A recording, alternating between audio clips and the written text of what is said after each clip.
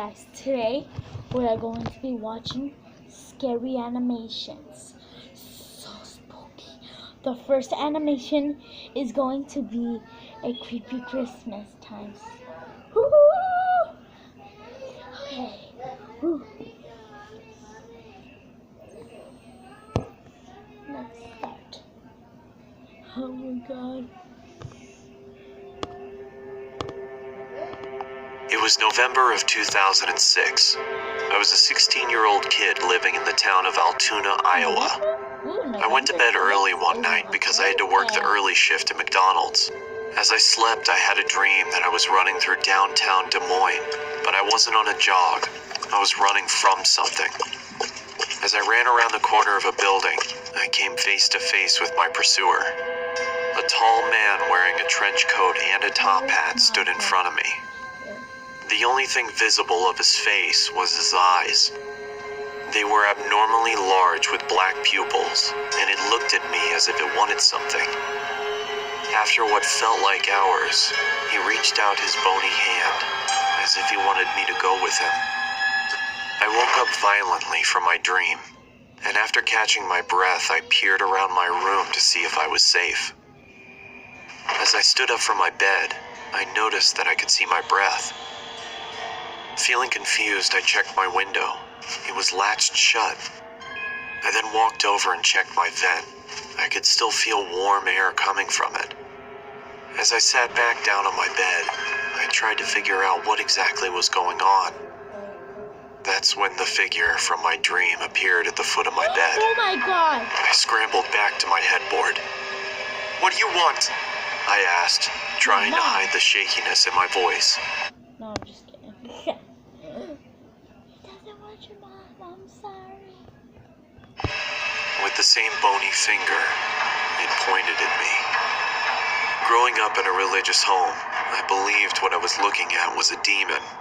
I told the creature to leave. It just waved its finger at me, and with a low voice, it spoke to me. "Never leave. Always here." The creature then screamed loudly. Okay, bitch. I always leave you. Because if I was there and I saw you, I would just jump out the window. But if there was no, no. I have to put some clothes on. And disappeared. A feeling of nausea came over me, and I vomited on my floor. The last thing I remember was cleaning myself up and waking up to my alarm. It's been about a month since I had seen the top hat wearing man in my bedroom. The Christmas season was in full effect. My parents weren't home because they got invited to some kind of event. So it was only me and my 3 sisters at home.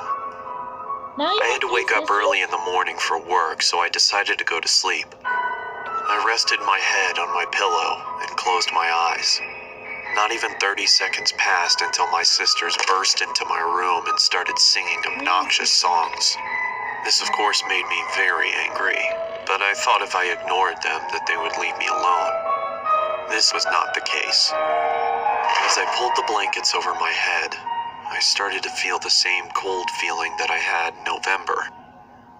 As the obnoxious singing subsided, I lowered the blanket below my eyes and saw the man standing in the corner of my room. Oh my god. In one swift motion, he charged towards me, and I blacked out. When I finally came to, I found that my sisters had locked themselves inside the bathroom. As I knocked on the door, they told me to go away. I asked them what happened, and all they could say was Mom and Dad were on their way home. I looked down and saw that my hand was slightly bloody. Holes were in the bathroom door, and a broom was sticking out of the wall. I then walked into the living room and found that there were knives stuck into the wall as well.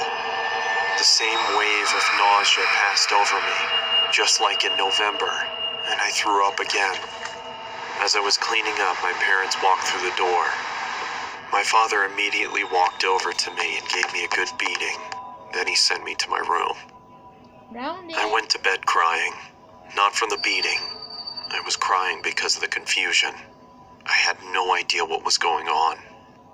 The next morning, my sisters reluctantly sat next to me and told me what had happened. They said I got angry and chased them down and tried to hurt them. They said my eyes were red to the point where they thought I was bleeding from them. They said I sounded like a different person. In 2011, that was the last time I saw the top hat wearing man. I just moved into a new apartment, and after a long, stressful day of unpacking, I took a shower and got ready for bed. As I started to drift off, I could feel that cold feeling again. I lifted my head and saw the man standing in front of me. The man's eyes were red now. With a low voice, just like on that November night, it looked at me and said, "Never leave, always here." Okay. Let's get to the next video. I'm just gonna watch 3 videos. That was scary. Okay, the next video we're watching is The Scary Vacation. Story 3. I'm scared. That one scared me. Never leave. Scared. You can Postmate almost anything, like some relief after a long day. You can't Postmate a date, but you can Postmate everything you need to take yourself on a date. Postmates, not sponsored.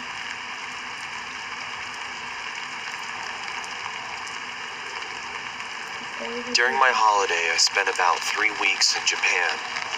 I arrived pretty late, so I couldn't check into the hotel that I initially booked, so I booked the cheapest hotel that I could find nearby. Aesthetically, it was quite nice, but it did have easy access to the building, meaning anyone could come in and go to any room as they please. Plus, there was no security in sight. After arriving in my room, I ordered some food and watched some TV.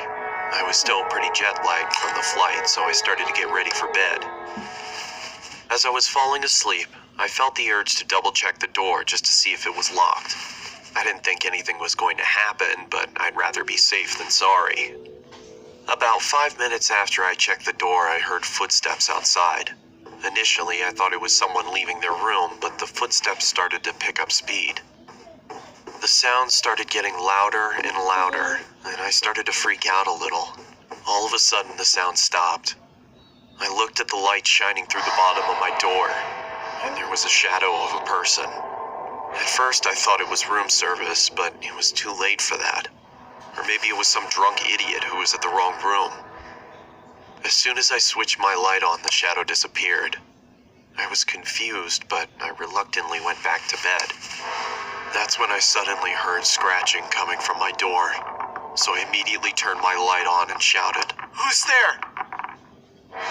After a moment of silence, I heard the footsteps slowly fade away.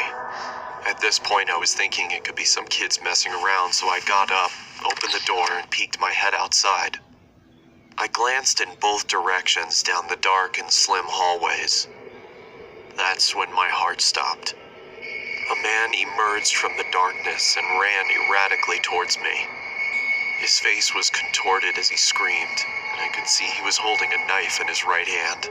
As he got closer, I could see him more clearly. He had disgusting long, dirty hair, his clothes were ripped, and he had cuts and bruises all over. I quickly slammed my door and pressed against it, praying that the man would just go away. After what felt like hours, I finally gathered my courage and looked through the peephole. He was gone. I let out a sigh of relief and checked the peephole again. My heart started pumping faster than ever before. He was right in front of the door. He was wearing a maniacal smile on his face, and all of a sudden he raised his knife and yelled, "I'm gonna fucking kill you!" I jumped back and kept my eyes locked on the bottom of the door as I backed up to my bed. I grabbed my phone and started dialing the police. As I raised the phone to my ear, I saw that the shadow was gone. When the police arrived, I tried to explain what happened, and they checked the security cameras. They almost immediately recognized the man.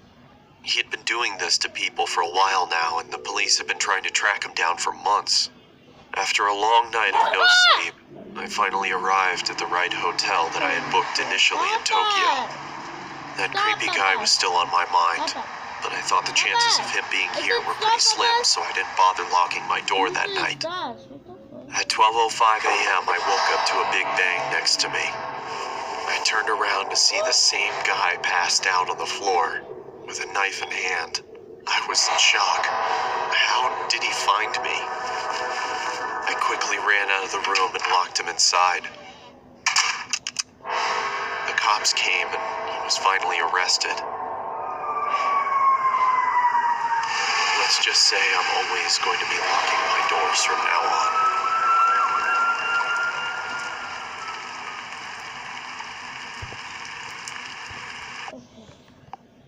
Okay. The video's almost over. That freaking scared me.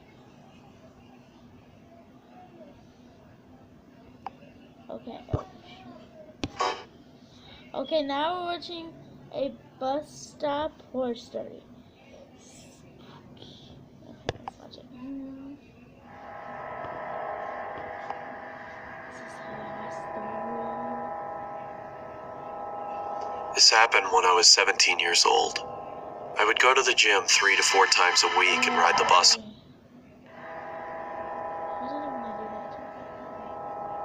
This happened when I was 17 years old. I would go to the gym 3 to 4 times a week and ride the bus home. It was a Sunday and I had just missed my bus, so I had to wait longer for another one. I would have called my parents, but they were out for the evening, and taxis charged more, so I decided to sit and wait in the bus shelter. It was a cold night, and snow had just started peppering the ground. My bus was taking longer than usual, so I got my phone out and listened to some music. Almost an hour had passed. It was freezing, and I hadn't seen anyone at all. That was until I noticed something out of the corner of my eye. It was a creepy guy dressed in thick layers of clothing, walking slowly towards me. I knew staring at him would draw more attention, so I just focused on my phone. He sat down at the other end of the shelter and just stared at me. There was something off about him. He seemed like he was either drunk or on drugs. He then Okay, drunk or on drugs? That's just messed up. asked, "What does the bus do?" I took out my earphones and said, "I think it's..." He can probably be like old or something. He'd be a homeless man. delayed because of the snow. He stared at me for a while, then started mumbling to himself. He was really starting to creep me out, so I pretended to be on my phone. After a couple of minutes, I took another look. He'd moved closer to me. I looked away for a second, then heard the sound of him sliding even closer. I turned to him and said, "You okay there?" He stared at me with glossy eyes, lifted his arm and leaned towards me. Immediately, I grabbed my bag and ran as he fell to the ground. I ran down the road, trying my hardest not to look back. I kept going until I got to the next bus stop. I turned around to check to see if he was there. He was gone, so I went to sit down. Feeling relieved, I rested my head on the back of the glass and waited for the bus.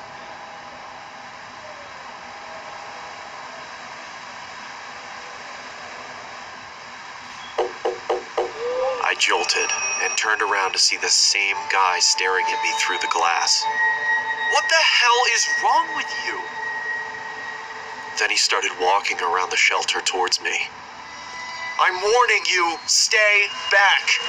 I yelled in panic as I was backing up. I wanted to run, but I left my bag in the shelter and I couldn't leave without it. Suddenly, the man leaped at me and I quickly moved out of the way. He fell to the ground face first. I froze in shock, then noticed the blood coming from his face. I tried to get a response out of him, but nothing worked. I called the police and paramedics and they arrived shortly after. I told them what had happened and they told me that the guy was on prescription drugs. They found a photo in his wallet of him and his son. The boy looked just like me, so we assumed he thought I was him. I later learned that he had lost his son in a custody battle and went off the rails. He was taken away for treatment. That was the last I saw of him. I got my driver's license shortly after and have never been on a bus since. But that's another video. Peace out. Ciao.